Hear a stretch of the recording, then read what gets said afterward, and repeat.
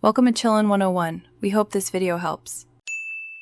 In this video, I will explain how to avoid ingrown hairs. First, let's talk about preparation. Exfoliating your skin regularly is a crucial step, as it helps remove dead skin cells that can block hair follicles. Aim to use a gentle scrub or a chemical exfoliant, like one with salicylic or glycolic acid, about 2 to 3 times each week. Before any hair removal, always wet your skin with warm water for at least 3 minutes. This softens the hair and opens your pores, making the process much smoother. Next, mastering your shaving technique is key. Always use a sharp, clean razor blade.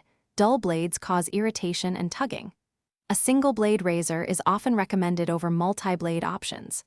Apply a generous amount of shaving cream or gel and allow it to sit on your skin for a few minutes to further soften the hair.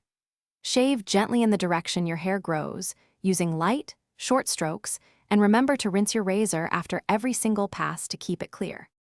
After shaving, proper aftercare is essential to soothe and protect your skin. Rinse the shaved area thoroughly with cool water to close pores and remove any residue. Then, apply a cool, wet cloth to the skin for about 5 minutes to reduce irritation. Follow up with a soothing, non-greasy aftershave or moisturizer. Products containing ingredients like aloe vera, witch hazel, or chamomile are excellent choices for their calming and anti-inflammatory properties, helping to keep your skin happy.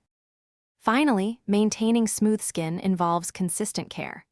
Moisturize your skin daily to ensure it stays hydrated and soft, which helps new hairs grow out properly. After hair removal, opt for loose-fitting clothing to minimize friction against your skin, reducing the chance of irritation. If you find that ingrown hairs are a persistent problem despite these steps, you might consider alternative hair removal methods, such as laser hair removal or electrolysis, for a more long-term solution. Thanks for watching. Consider subscribing if we helped you.